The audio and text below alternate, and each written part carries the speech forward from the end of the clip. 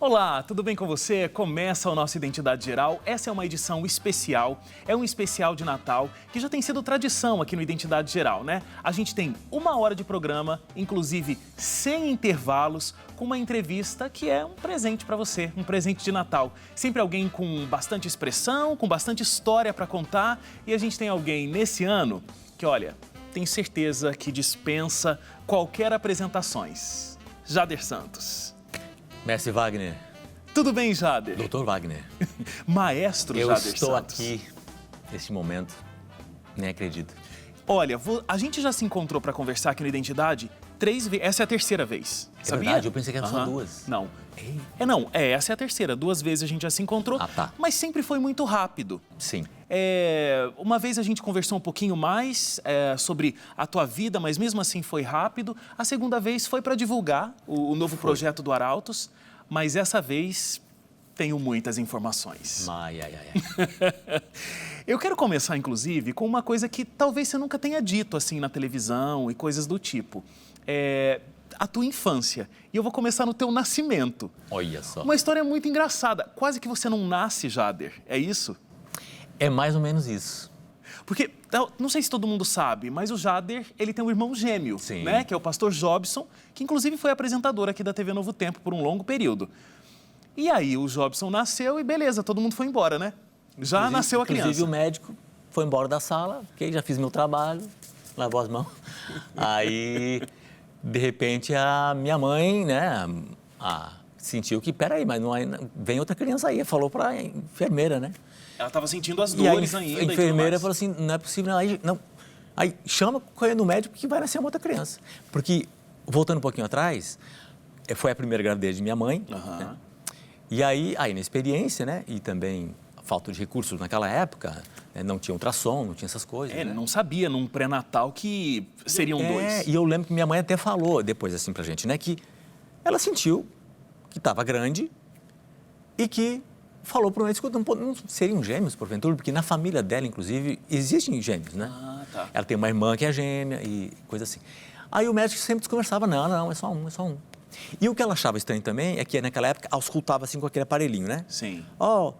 E ela achava estranho que às vezes ele escutava de um lado aqui e daqui a pouco do outro lado completamente diferente. Não, o coração está tudo bem. Mas na época o médico achou que a criança tinha virado ou mexido alguma coisa. Né? Tua mãe estava entendendo mais de gravidez múltipla do que os médicos. Ela estava achando realmente que eram 2, mas o médico falava que não era. Ele fez o parto e foi embora. E aí daqui a pouco... Volta todo mundo. Acho que teve uns 10 ou 12, 15 minutos, não demorou muito para nascer outro, mas daí tiveram que chamar correndo o médico, realmente, porque ele achava que já estava tudo acabado. É engraçado que você já nasceu pro show, Jader, porque em todo evento, em todo show não tem o elemento surpresa? Você foi o elemento surpresa no nascimento, Eu fui o elemento surpresa. Inclusive, uma surpresa financeira. Com certeza. Não tinha enxoval para 2 naquela época, né? Porque você nasceu numa família que tinha ali as suas necessidades, né? Não era uma família tão abastada. Sim, porque meu pai e minha mãe, eles vieram do Rio Grande do Sul, né? E eles estavam em São Paulo, meu pai estava estudando teologia. Então, aquela vida sofrida mesmo, de para pagar os estudos, pastor estudando e minha mãe trabalhando como podia. Aí trabalhou até quase, né, o final da gravidez para poder... E depois ela ia acabar de trabalhar para cuidar da criança, só que agora aí 2, né? E quando eu nasci, meu pai estava comportando em julho. Ele só veio quando eu nasci, assim, correndinho. Comportando, para quem não sabe, é aquela história, né, que o pessoal vai vender livro para conseguir, inclusive, pegar a bolsa de estudo, pagar a faculdade. Então, é um momento sofridíssimo, realmente, né? Então, pra dar minha mãe conta ficou das lá contas. sozinha, assim, e aí falou, vai lá trabalhar, porque a gente precisa desse dinheiro. Quando ficar muito perto, assim, de nascer, a gente avisa e vem correndo do Rio para cá. Olha só. Era Rio, São Paulo. E, inclusive, depois, né, você já havia nascido, dado a surpresa para todo mundo, você, muito pequeno, teve uma infecção fortíssima de ouvido. Então, esse foi uma coisa bem interessante, que eu fui ouvir logo depois, mais tarde na minha vida, né, mas nunca saiu da minha cabeça esse relato. Que realmente, meu irmão foi para casa e eu não fui. Porque eu fiquei no hospital, fraquinho, doente, e os médicos tentavam descobrir o que era e não sabiam. E eu, fraquinho, e administrava os remédios que eles tinham na época, só que eu não melhorava.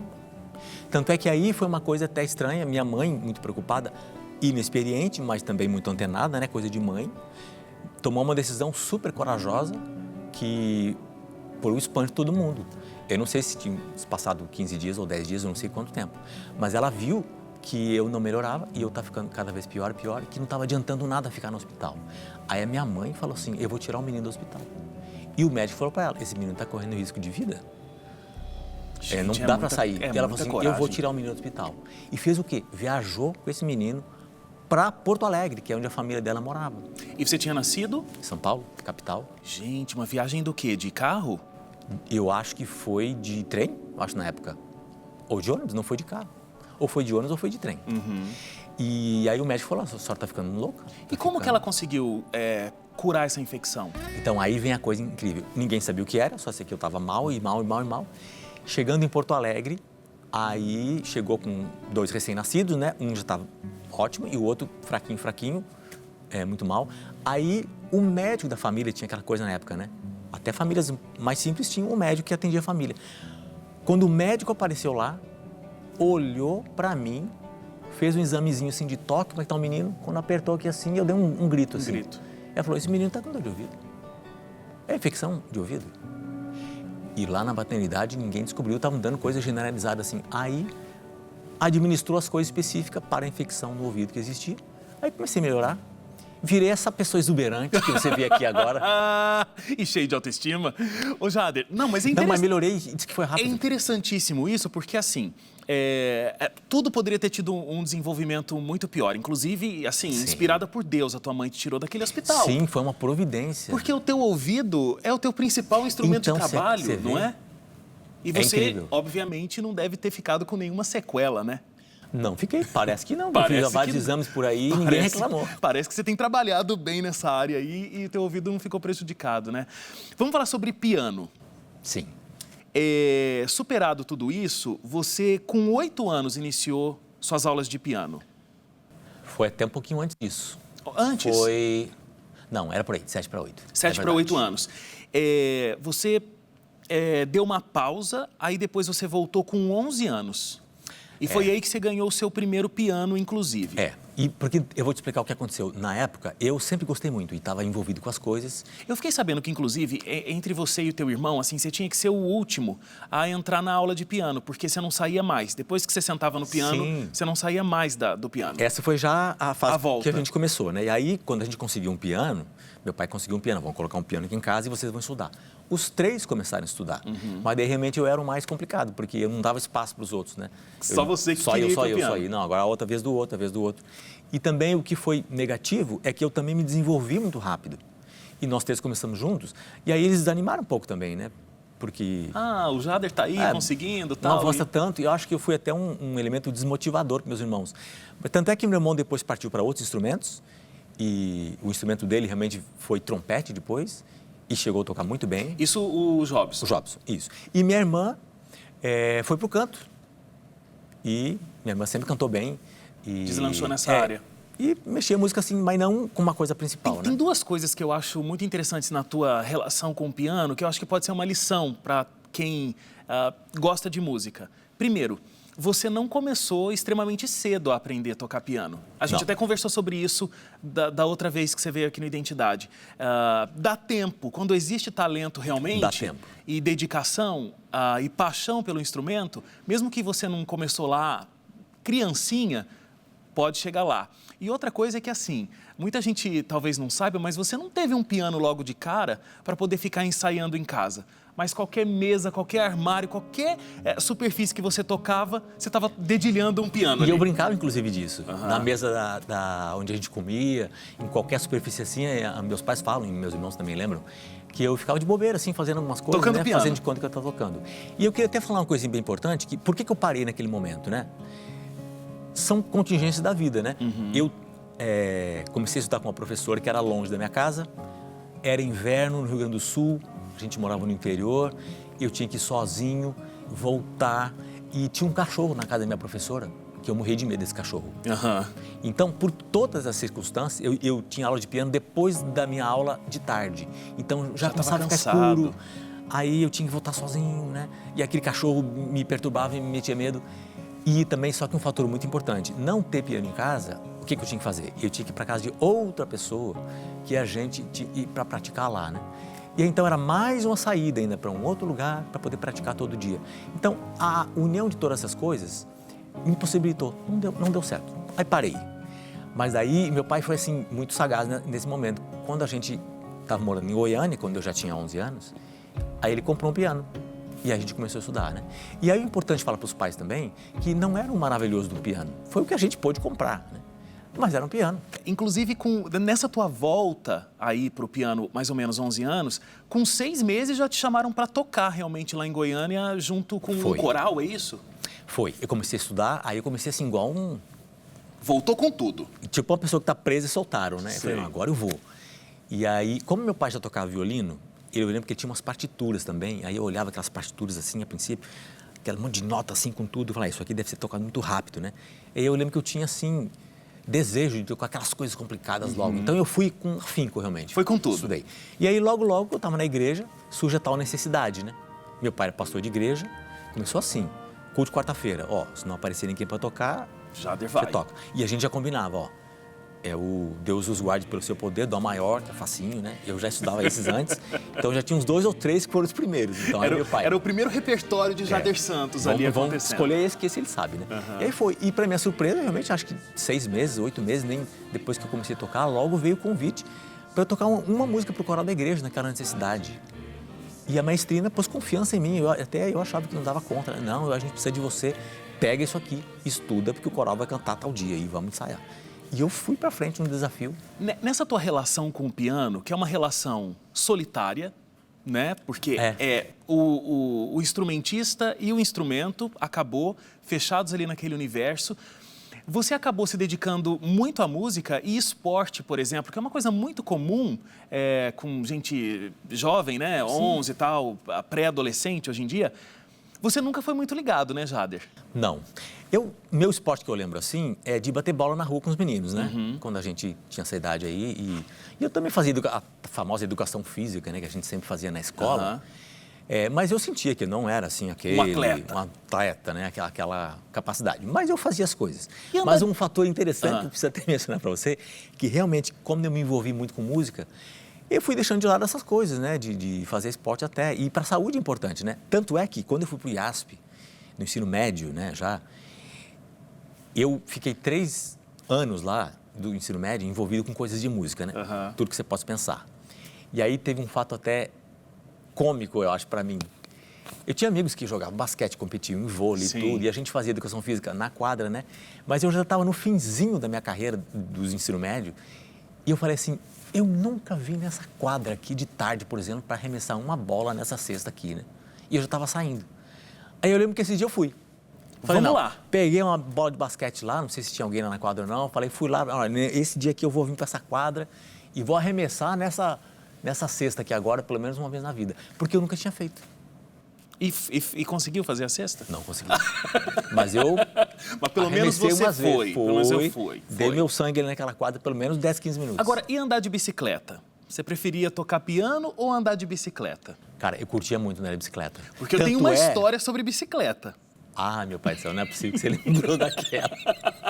É porque bicicleta era meu meio de transporte, entendeu? A gente ia para a escola de bicicleta, voltava. Inclusive, quando eu ganhei minha bicicleta, foi assim, um evento na minha vida. Aquela coisa, minha primeira bicicleta. Ganhei uma bicicleta novinha. Acho que muitas crianças passaram por isso. Gente, eu passei por esse momento na minha vida. Eu lembro que quando eu acordei, assim, meus pais foram muito assim de presentes surpresas, né?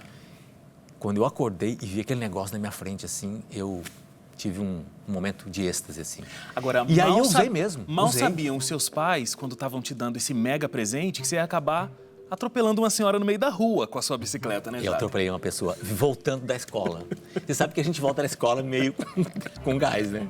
Mas, Jader, a gente até estava conversando lá na produção, quando a gente estava vendo a tua história, que assim, uma pessoa que faz o que você faz, que faz a música que você faz, vive numa outra dimensão, né? E eu tenho um problema, eu sou meio acelerado. E distraído. Mas aí não foi uma distração, sabe o que foi? Foi naquela assim, era uma avenida descendo, naquela história de você passar pelo cruzamento antes que o sinal fechasse. E aí a gente viu na descida assim, aproveitando o embalo, né, para economizar a perna, e que é mais fácil. quando está descendo, quando está subindo. E eu vi que o bendito sinal ia fechar. Falei, não, eu vou passar antes de fechar esse negócio. Aí fui. Só que aí, quando passou a avenida, tinha uma passarela, assim, eu acho, e a pessoa que estava lá inventou de atravessar a rua, porque também achava que dava tempo. Só que eu não vi a mulher, a moça, sei lá quem. E aí, quando eu estava passando na avenida, eu vi aquela mulher na minha frente, não deu tempo de fazer nada. Coitada. Eu tentei frear o que eu pude, mas eu bati forte na mulher, deu até Agora, pena. já que a gente está falando de acidentes na estrada, me conta aí, parece que você é reconhecido até quando você faz parte de um acidente de trânsito. Como é que é isso? Foi engraçado, porque o momento foi tão assim que a gente se assustou, porque a gente, imagina, a gente estava num micro-ônibus, um ônibus pequenininho, e estava um pouco chovendo, aquela coisa assim de Curitiba, né? Sei, Aquela garoinha fininha. E a gente cantando no ônibus, né? E daqui a pouco tem aquela coisa assim, bateu em alguém, puxa, o motorista bateu. Quando a gente viu, era um camarada num Fusca, à frente. E aí eu vi que as pessoas estavam até meio que tentando ir embora, né? Aquela coisa da cena, né? Vamos aparecer. Aí, quando o carro parou mais à frente, falei, não, alguém vai nos cobrar por isso aqui, né? Ou vai cobrar do motorista, ou a gente que alugou o ônibus, vai sobrar pro colégio. Eu já fiquei preocupado com isso, né? Alguém, porque não foi o motorista que bateu nele, foi ele que bateu na gente. E aí, eu tenho que saber o que está acontecendo. Aí, a gente foi abordar as pessoas com a seguinte mensagem, não, vamos pelo menos falar para eles assumirem as responsabilidades deles, né? Eles bateram na gente, seguro, etc. Só que aí, quando a gente estava se aproximando do tal do Fusca, o camarada saiu dentro do Fusca e assim, meio apressado e com uma cara assim, não muito entornada. Aí que a gente pensou assim, não, acho que ele vai bater na gente, né? Sabe, um menino pequenininho aí, querendo tirar desaforo com a gente, né? E eles vieram assim, aí quando eles viram a gente, aí quando eles me viram, foi a coisa mais engraçada, até a frase que ficou até hoje, né? Gente, nós batemos no ônibus do Jader Santos, né? Por quê? Porque o menino era filho de um homem de Curitiba, super quarteteiro, da Igreja Batista. E eles me conheciam. E aí, quando eles viram que era a gente que estava lá, né? Eu e os meninos do Compasso, na época, eles ficaram felizes, né? Eles esqueceram até o que tinha acontecido, né? Sensacional essa história. E até hoje eles me lembram dessa história ainda. Jader, piano não é teu único instrumento, né? O que mais que você toca? Olha, teve uma época que eu era tão curioso por música que eu toquei várias coisas. Eu toquei flauta doce, eu toquei violino do meu pai, eu toquei serrote. É isso aí que eu queria chegar. Quem toca serrote nessa vida, minha gente? Quem falou pra vocês? Mas é que eu era tão curioso que eu vi um dia um pastor lá na igreja tocando aquele negócio, ou num congresso, uma coisa assim. Não era o pastor Alder Mello, não, né? Acho que foi o Alder Mello, num congresso. Porque ele era o departamental de jovens na época que eu era garoto jovem, né? E acho que até foi ele mesmo. E eu falei, gente, mas que interessante esse negócio. E sai um som bonito, né? Sim, mas daí você me pergunta, como é que eu fui tocar esse negócio assim? E aprendi. Por 2 motivos. Porque meu pai tinha um violino em casa e tinha um arco de violino, porque aquilo se tocava com o arco do violino, né? Gente, você não estragou o arco com o serrote, não? Estraguei Provavelmente. Estraguei um pouco. Mas só que o grande culpado foi meu pai, porque foi ele que me comprou um serrote para poder tocar, né? Ele tinha um lá em casa, que meu pai gosta de trabalhos manuais assim, né? Então ele tinha um serrote, mas um serrote que não era muito próprio, muito duro tudo. Sei. Mas eu comecei experimentando lá. Quando ele viu do meu interesse, o que aconteceu? Eu lembro que eu ganhei de presente um serrote lindo, daqueles grandões assim, que tem flexibilidade e tudo. E ele me deu de presente. E você tem serrote ainda, não? Não tenho mais, mas naquela época da minha vida a gente comprou um belo de um serrote. E eu comecei a tocar naquilo. A próxima vez que você vier no Identidade, eu vou ter que pedir para você tocar um serrote. É. E você vai ter que trazer meu pai, porque ele vai contar umas histórias sensacionais. Ele que é o culpado. Ele que é o culpado do Jader saber tocar serrote. Mas sabe que realmente nunca mais toquei. Mas eu ainda sei tocar aquele troço. Isso, e outra coisa, serrote é uma coisa interessante. Você passa você põe ele aqui no meio da perna, trava ele aqui, né? E aí ele tem uma envergadura assim, você põe o dedo assim, e aí... o que você coloca na perna é aquela parte de você segurar o serrote, né? Pra você travar ele aqui. E aí aquela lâmina de aço, né? Ela faz uma curvatura, você pega o arco do violino e passa, obviamente na parte que não é serrilhada, né? Nas costas. E dependendo da envergadura e de onde nele você toca, é que as notas são fabricadas. Então, você desenvolve inclusive seu ouvido, porque você que tem que fazer a nota. E eu lembro que eu era bem afinadinho no serrote. Não importa o instrumento, a música tá lá, né? Eu tentava ser bem afinadinho. Mas é mais fácil tocar piano ou serrote? Não, serrote é mais fácil. É mesmo? É, porque são poucas notas também, né? Cara, piano é difícil. Inclusive as pessoas desanimam de piano, porque são muitos anos, né? Até você dominar assim, todas as né? Muita tecla, muito branco e preta. Nesse período que você era criança Então e tal, demora. você ficava quanto tempo no piano?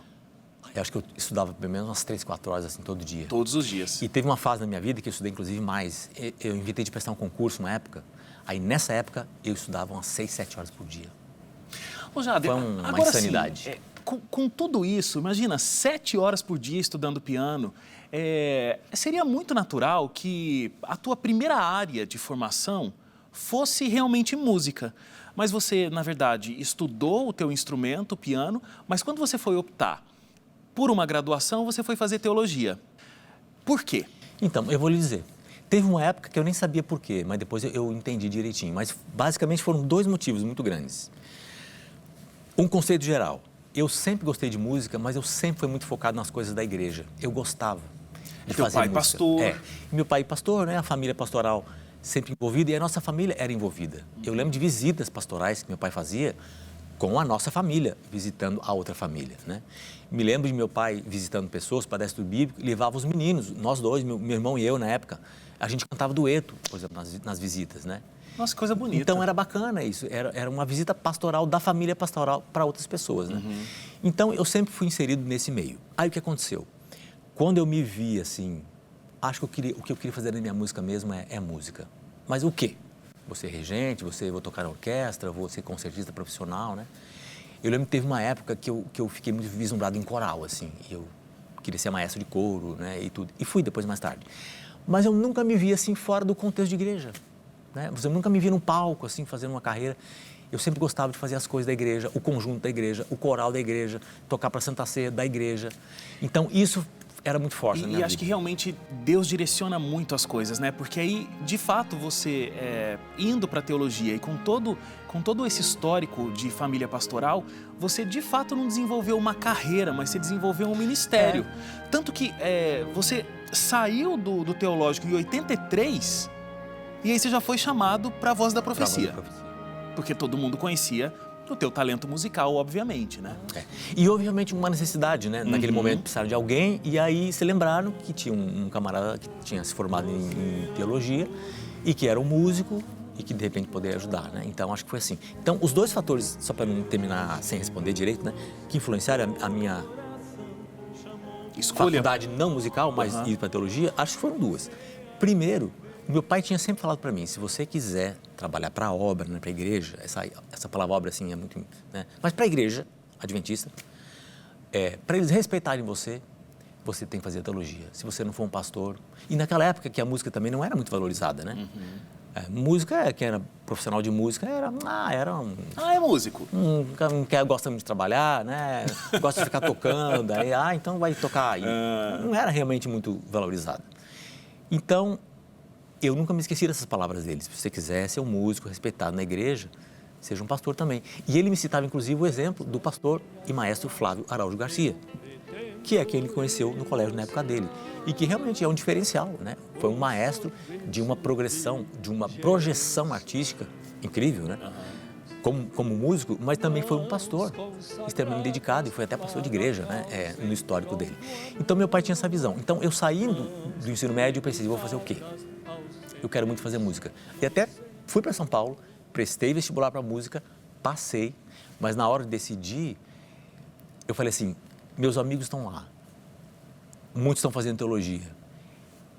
A vida de internato musical me acrescentou muito, então eu queria ir para o IAE na época, estar envolvido nas coisas musicais do colégio, né? O atual Eu vou lá NASP para São Campus Paulo, vou morar num canto lá sozinho, estudar na faculdade e vou fazer música com quem? Então, esse fator de meus amigos e gente de música estar por lá me influenciou muito. E quem estava lá na época? O Williams Costa Júnior, era o diretor do conservatório, o Wanderson daquela época, Valdeci daquela época, logo depois chegou o Linneu. Então, quer dizer, é gente... Uma efervescência músicos, musical. Né? Então, Elisa Azevedo na época estava lá, diretor da gravadora GBM, tinha seus corais e eu trabalhei com ele, fiz coisas na época. Então, imagina, tudo isso foi tão rico para o meu... Só que eu estava estudando teologia. Então, só que também tem um detalhe, eu não abandonei música completamente. Eu me formei em piano, né? E você então, vivia... o curso técnico de piano, que naquela época a gente era o técnico em música, eu tinha. Esse que você fez no Conservatório de Música Brasileira do Rio de Janeiro? Não, essa foi a faculdade. Essa foi a faculdade, que aí foi no período que você já estava na Voz no da Rio. Profecia. Então, você fez o técnico em piano, se formou em teologia, 21 anos, foi chamado para a Voz da Profecia e aí fez a faculdade no Conservatório de Música Brasileira do Rio de Janeiro. Que é até interessante, porque o nome permaneceu, né? Conservatório Brasileiro de Música, e até bem conhecido lá, é o CBM, né? Mas é uma faculdade de música reconhecida e muito boa no Rio de Janeiro. Tem a escola de música, muito conhecida, e o conservatório, e alguns professores, inclusive, eram os mesmos, que davam aula lá e cá. Muita gente que viu a tua volta pro Arautos, 2015, né, que você voltou? Foi. Agosto de 2015 foi um momento. Tem muita gente que pensa que essa é a tua primeira volta, mas na verdade é a tua segunda volta pro Arautos, né? Porque teve esse período, logo recém-formado você foi para a Voz da Profecia, depois você interrompeu para poder ir para Andrews, você passou 2 anos lá, a Andrews, a Universidade Adventista nos Estados Unidos, você fez um mestrado lá na Andrews. É verdade. E foi até interessante porque teve uma época na minha vida, depois que eu me formei, e aí eu comecei a fazer as coisas, né, lá no Arautos e viajar e tudo. Aí eu sentia assim aquele gostinho de, eu quero estudar mais, quero me preparar mais. Isso. E foi aí nesse espírito que eu falei, também eu quero ter uma experiência internacional. Fora, né, e você fez mestrado em que área lá na Andrews? Eu fiz na área de regência. Regência. E eu fiz até a propósito. Na realidade, falando bem francamente, eu queria ter feito na área de composição. Vamos falar honestamente aqui, né? Só que quando eu cheguei lá, por incrível que pareça, o professor da cadeira estava se aposentando naquele momento. Então, o departamento de música lá na Andrews, embora seja muito bom, mas é pequeno. Não é uma grande universidade, de uma escola de música. E aí eu tinha uma opção. Ou eu faço essas matérias aqui e aí faço os créditos de regência, de composição na outra universidade, inclusive tem boas universidades lá perto. Mas na época eu não tinha nem dinheiro para isso e também para se deslocar e eu sabia que ia levar mais tempo e aí quando você também não tem dinheiro, quanto mais tempo, né? Então seria inviável. Eu falei, eu vou fazer o curso que tem aqui que eu também gostava. E quanto você já usou como regente, né? Então foi importante também. E eu não fiz assim por fazer, eu fiz realmente gostando. Bom, aí a gente tem a sua segunda volta pro Arautos, quer dizer, a sua volta pro Arautos do Rei. E aí tem uma coisa muito marcante, que é a formação de 96, que você renovou, deu um ar bastante jovem ao Quarteto Arautos do Rei, que é aquela formação de 96. E até nossa produção aqui estava conversando com o Ronaldo Fagundes, que fez parte dessa formação. E ele disse o seguinte, olha, o quarteto, ele tem um antes de Jader e depois de Jader. Isso foi o que o Ronaldo falou. A gente é bom a gente ter amigos, né? Eu concordo. A formação de 96 está muito no meu coração e eu acho que está na memória afetiva de muita gente que acompanha a música adventista. Agora, me fala uma coisa, Jader. Nesse período, 96, essa mudança toda, um quarteto antes, um quarteto depois. Existiu um Jader antes e um Jader depois dessa fase? Com certeza. E por alguns motivos também, né? Eu posso claramente visualizar aqui alguns, né? Primeiro, a primeira fase minha na Voz da Profecia, né, lá no Arautos, teve muita influência das coisas americanas, né? A herança de Wayne Hooper, daquilo que o King's Herald estava fazendo na época. E inspirado também naquilo que Alexandre Reich tinha feito e os outros que passaram antes de mim, né? Mas a gente ainda era muito preso na época no modelo americano de se cantar, né? Então acho que esse é um grande diferencial. E eu também estava começando, né?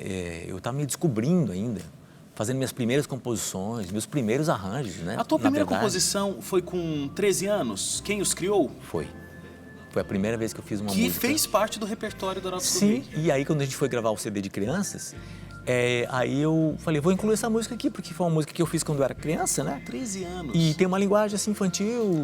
Segundo fontes não oficiais, você tem mais de 500 composições. Pois é, infelizmente as fontes não são oficiais, porque até hoje eu ainda não cataloguei tudo bonitinho, uma atrás da outra. Minha mulher, inclusive... Você vai fazer isso só quando você se aposentar, Jader, eu acho. Então, mas eu tô precisando fazer isso, Eu sabe? acho também. Porque é bom saber, né? Claro. Você acredita que tem coisas que eu ouvi...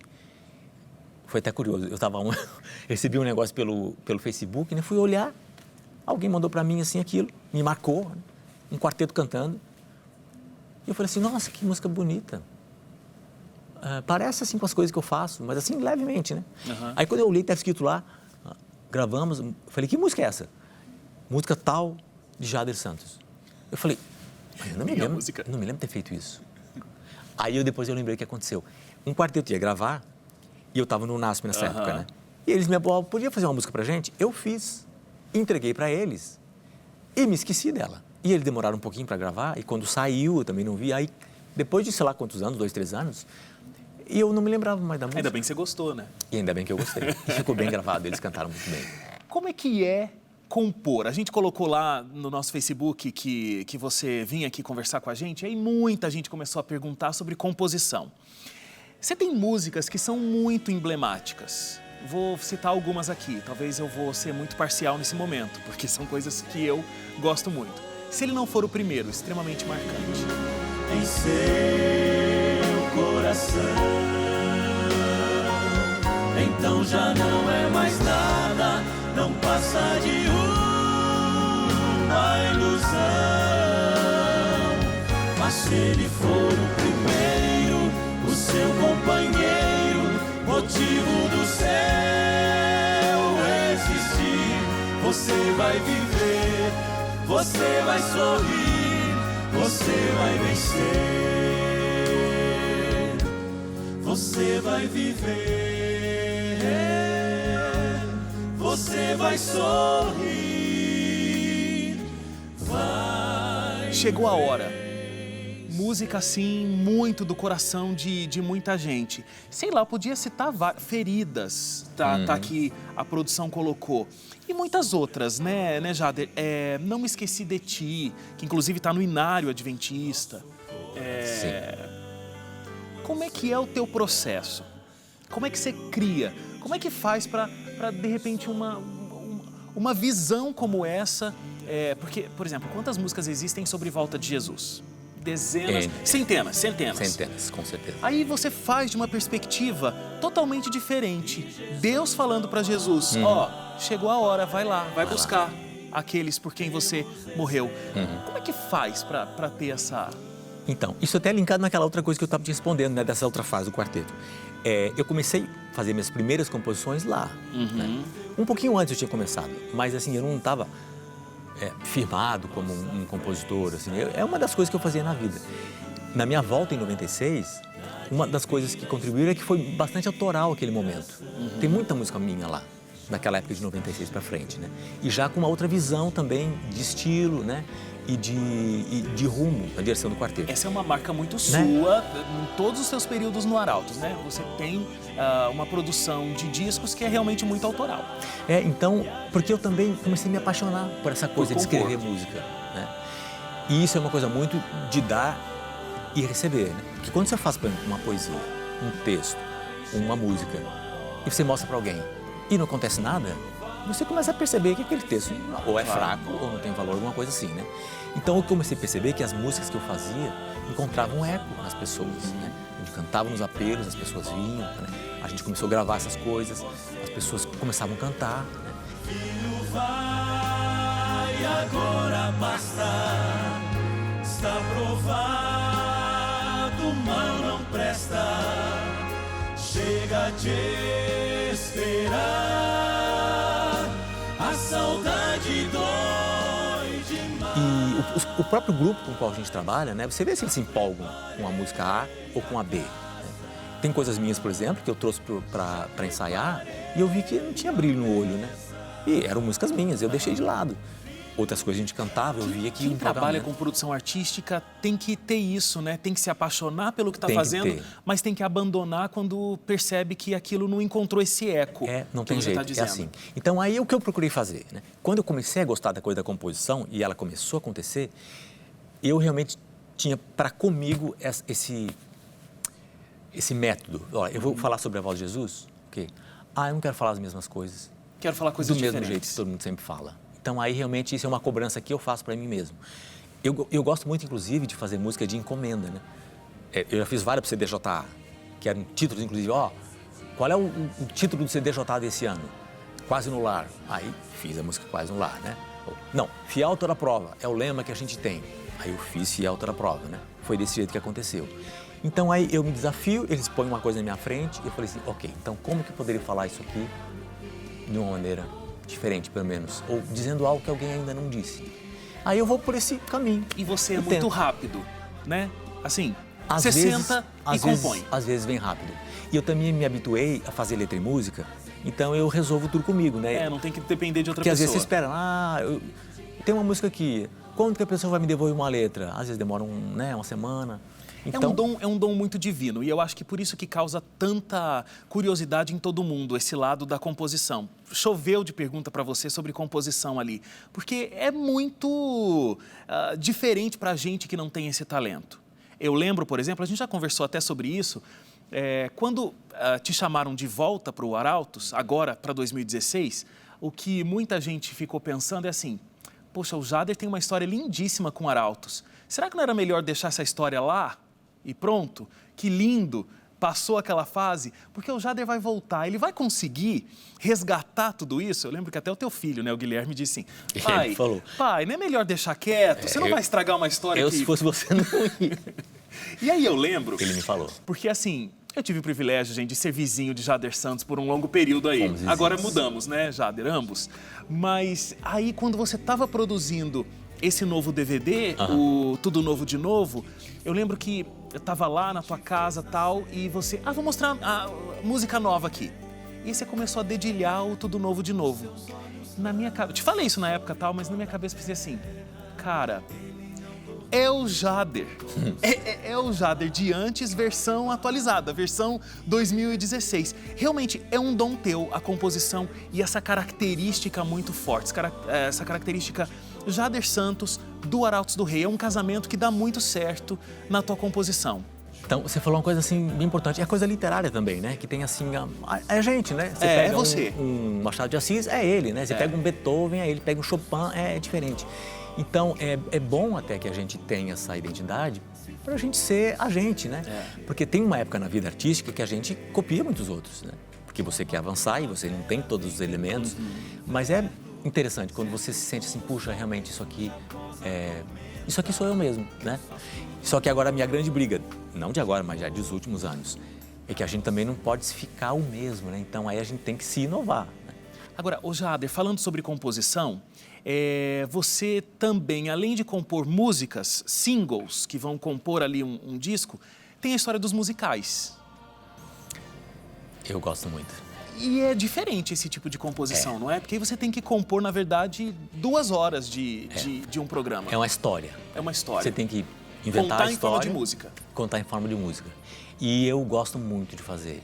E, inclusive, até estou pensando em fazer mais, né? O pessoal perguntou nas redes sociais, inclusive, não vem um outro? Vai vir, se Deus Porque quiser. eu tô falando muito do Jesus... Tem Cristo à Luz foi o primeiro Cristo à e depois Luz. O Libertador foi O o segundo. Libertador foi o segundo. Musical. Cristo à Luz foi em que ano? Cristo à Luz, eu comecei os rudimentos dele quando eu ainda estava lá no estudando, foi 83, por ali, 84. Mas daí, quando a gente fez mesmo com o Grupo VP e gravou e deixou registrado, foi 88.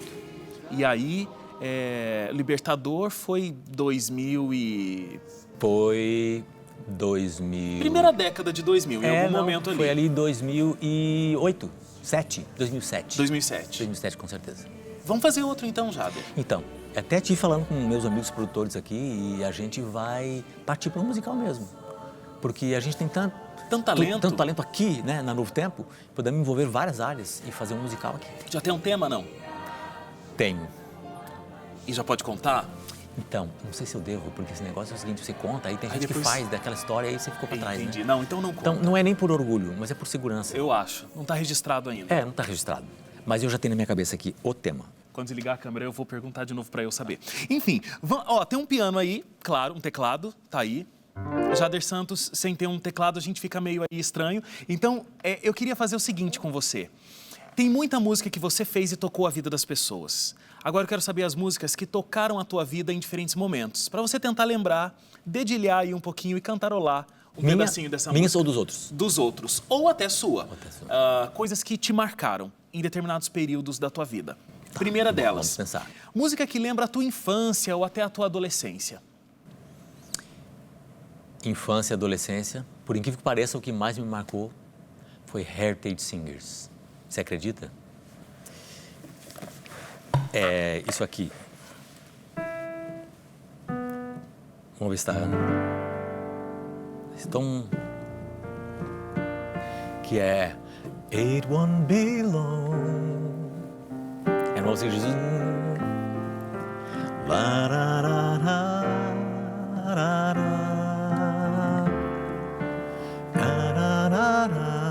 Essa é uma delas, né?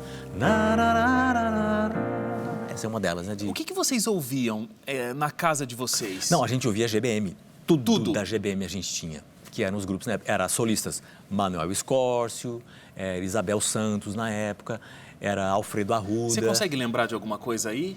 Sim, por exemplo, de Manuel Escórcio, ele cantava: Pai, pelas lutas do amanhã, não vou orar, por hoje só. Né? E Arautos do Rei, com certeza, né? Arautos do Rei, antes de você sonhar que um dia eu teria essa história tão bonita Pensando com o em quarteto. Ti, desde cedo lá, né? Aquelas coisas da capela. E depois, quando começaram, aqueles Não Desistir, Paz. Aquilo eu já estava adolescente, juvenil, adolescente. E meu pai comprava todos. Agora, Jader, eu vou te fazer uma pergunta que talvez seja muito difícil de você responder. Pensa aí direitinho. Qual é a música que, quando eu pergunto o seu ministério no Arautos do Rei, qual é a música que vem na tua mente? Se fosse escolher uma, né? Uma. Eu acho que Se Ele Não For o Primeiro. É mesmo? Lembra aí a gente da minha um pouquinho. passagem, assim, né? Porque essa é a introdução, né?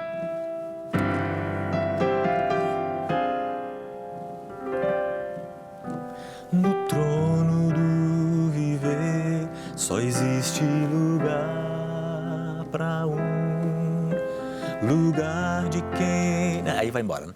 Aí o coro, se ele não for o primeiro em seu coração... Nossa, a música está no coração de muita gente. Se eu tivesse que resumir, foram muitos Seria momentos, essa. né? Mas esse momento foi muito forte, porque eu lembro das pessoas indo pra frente, no apelo, né? Entregando a vida. Eu falei das tuas músicas tocarem as pessoas. Eu achei legal a expressão que você usou, a música encontrar eco, né, no coração de outras pessoas. Mas tem uma música tua que tem um momento muito marcante da tua vida, que é Eu Escolhi Louvar o Teu Nome. Louvar o Teu Nome. Porque foi aquela música que você compôs num momento que você estava passando por uma doença, Sim. que foi muito forte, uma coisa que quase te levou, mas você conseguiu a cura, né? Deus te curou, de uma forma muito bonita, inclusive.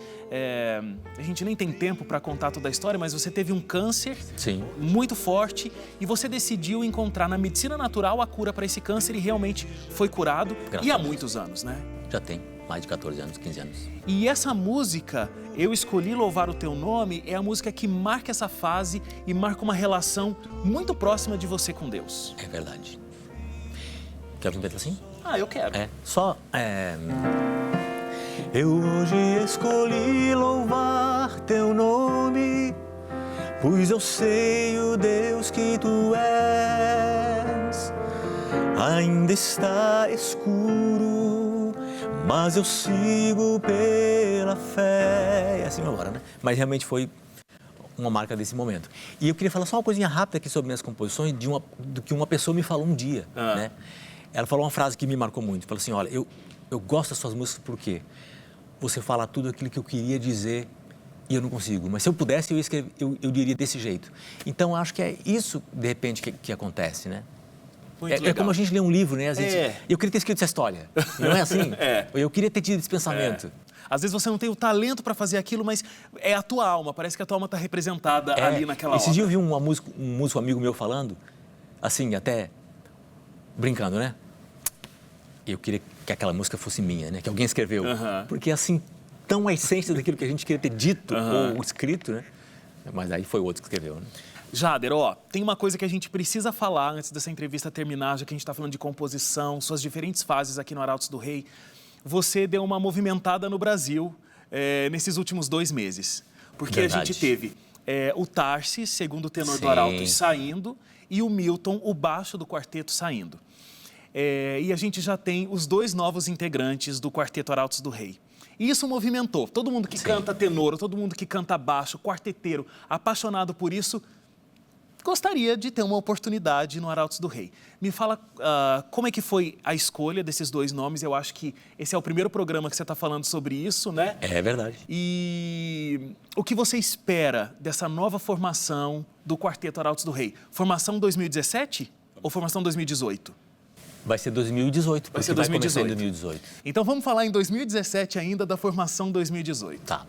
Então, eu vou tentar resumir o máximo, mas tem duas coisas muito importantes que eu acho. A primeira é você substituir alguém em alguma formação, né? Arautos do Rei, por exemplo. Sempre vai ser difícil colocar uma pessoa aí num lugar. Taxa está há quase 20 anos no quarteto. E aí a segunda opção.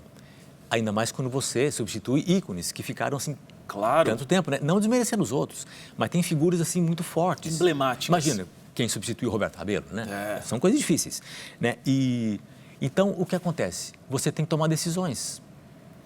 E é um leque de coisas para se pensar, né? As pessoas, alguns pensam assim: mas deve ser muito fácil, né? Porque eles têm o Brasil inteiro para procurar e eles vão procurar a melhor voz e aí é só colocar ali. Mas olha, quando você vê os itens, né? São tantas coisas que a gente tem que se preocupar. Vou enumerar algumas. Nós somos muito menos artistas e muito mais evangelistas, né? A natureza do trabalho. Então, se alguém pensa assim, não, é só eles escolherem aquela voz sensacional, a pessoa não vai fazer uma performance, né? A pessoa tem um ministério. Se a pessoa for uma voz tremenda, um artista incrível, não é o suficiente. Eu, inclusive, acredito que existem vozes muito melhores do que as que estão no Arautos ou vão entrar, mas o lugar deles não é aqui, né? E também tem uma coisa Esse é um que você fator. tem uma coisa que você comenta, claro que isso é a coisa mais importante, mas tem uma questão técnica que é assim, às vezes você tem um tremendo cantor, mas você tem que fazer casar com as outras vozes que já estão no quarteto, né? Porque Isso. inclusive quarteto, olha eu falando de música na presença de Jader Santos, quem eu penso que eu sou. Você é uma pessoa perspicaz. O que acontece? Para fechar a melodia do quarteto, é preciso que realmente exista uma sintonia muito grande entre essas vozes. Não são belas 4 vozes, mas 4 vozes que se encaixam muito bem. Então, Eu acertei, não? Acertou. E eu só vou complementar dizendo que quando você vai montar esse povo, né? Quarteto é o seguinte, cada um cantando a sua voz. Claro. Então, em resumo, cada um se garanta. Aham. Você não tem em quem se encostar. Só que se a pessoa for um bom solista e um excelente solista, às vezes a pessoa não tem a habilidade de cantar em grupo. Então, mas se for solista, melhor ainda, né? Então você tem que pensar na pessoa como indivíduo, na pessoa como grupo, dos 4. E aí o fator até que eu acho bem importante desse momento. Que tipo de quarteto você vai fazer? Que tipo de quarteto você está fazendo em Cada 2018? vez que a gente muda, é a hora de tomar uma decisão. Para onde vamos? Então, agora eu vou te dizer que nesse momento, no meu coração, a gente está indo para uma nova etapa do Arautos do Rei. Que é? Que é uma etapa mais contemporânea e por isso que a gente está optando por vozes mais jovens, inclusive. E estamos com um novo segundo tenor e um novo baixo, compondo a versão 2018, que você quer saber quem são as pessoas? Mas é claro que eu quero saber quem são as pessoas. Então, nosso novo segundo tenor é o Fernando Menezes, que é um camarada que veio da Bahia, uma voz e uma pessoa especiais, né? Eu vou resumir. E quem a gente está trazendo para baixo é o Robson Rocha, um camarada que já tem uma experiência incrível, um camarada que é de um relacionamento fantástico e trabalha na Novo Tempo, está bem perto da gente e foi a pessoa que Deus nos mandou. Agora, Jader, é muito importante a gente dizer uma coisa, porque a tua volta para o Arautos até foi aquela coisa assim, teremos um Arautos raiz, aquela coisa que o Jader sempre trouxe e tal. Vale lembrar que em 96 você fez aquela grande mudança e está no coração do Brasil inteiro. Então, quando você diz que vai ser contemporâneo, Arautos do Rei 2018 vai ser contemporâneo, vai ser jovem, não quer dizer que vai ser um quarteto sem as raízes, sem a característica do Arautos que você sempre imprimiu no quarteto, né? Então você acertou nessa sua colocação, porque realmente nem naquela época foi assim. Por exemplo, a gente não estabeleceu o quarteto de 96, olha, vai ser um quarteto para a juventude agora. Não. Foi um quarteto para aquele momento, aconteceu que eram os 4 muito jovens, entraram na mesma época e a gente fez aquele trabalho, né? Então, eu hoje digo também, vai ser um quarteto contemporâneo no sentido de, vamos falar a linguagem deste tempo, claro, né? Dessa década, mas nós sempre ligados às nossas raízes e o Arautos do Rei tem uma identidade, né? Não vamos mudar jamais essa identidade, porque o nosso papel realmente é esse, manter a tradição. É tão bom que a gente fala assim, o quarteto A, que legal, o B. Não, isso aqui é Arautos do Rei, né? É ótimo que a gente ouve isso. Claro, com certeza. E muito bem-vindos aí, os novos integrantes do quarteto Arautos do Rei. E a gente diz assim, um novo grupo, porque de 4 você mudou 2, muda a sonoridade, né? Muda tudo. Muda o repertório, é um novo momento. Olha, é a primeira vez que o Jader está falando isso, hein? Então, que privilégio. Obrigado, Jader. Que isso. E bem-vindos. Jader, eu tenho aqui agora, pra gente encerrar aqui essa entrevista, fotos. Vamos ver foto? Vamos. Aí eu quero que você comente um pouquinho, tá? Tá bom, ok. Jader casamenteiro. Olha, Esse é um privilégio do teu ministério. um privilégio. Você mais, como pastor, você mais fez casamentos do que fez batismos. Com certeza. Fiz alguns batismos, mas vários casamentos. E isso aí é fruto, inclusive, de onde eu passei, né? Os colégios, o passei trabalho pelos com jovens. Trabalho com jovens, e aí a gente fica tão familiar que as pessoas, quando casam, aí, eu quero que você faça meu casamento. Uma coisa que a gente nem conseguiu falar nessa entrevista, mas a gente falou em outros momentos com você aqui no Identidade, é o Sétimos, que é um momento muito especial da tua vida também, né, Jader? Foi. O Sétimos foi interessante, porque esses meninos aí, eles são muito especiais para mim, por quê? Porque é um trabalho que começou do zero. Não existia esse grupo lá no NASP, você passou por lá, sabe muito bem, existem corais muito bons, grupos muito bons, mas grupo masculino não tinha. E aí me deram uma oportunidade de fazer um grupo e falei, vou fazer um grupo que não tem, né? E a gente começou do zero praticamente e eu trabalhei com eles há alguns anos e gostei demais. E o Foi trabalho muito bom. continua. E exatamente, me dá uma grande alegria saber que eles estão avançando e em ótima forma. Muito bom. Jader criança, quase que não nasce, mas nasceu e tá aqui o menino. Olha aí, que coisinha.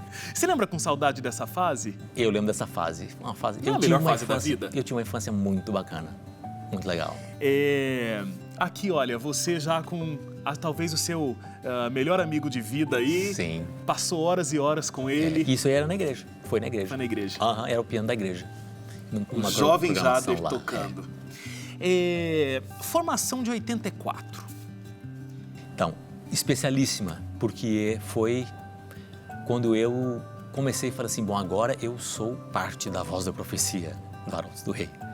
E aí Marcou. Aí eu tive que, né, esses aqui são os meus meninos, né? Na época eles eram mais velhos que eu, mas esse é o meu quarteto. Agora o que eu vou fazer deles? Os meninos que são chamados para fazer teste, você acabou de passar por isso, chamou vários aí, tenores e baixos, eles dizem que dá um frio tremendo na barriga quando recebem a tua ligação.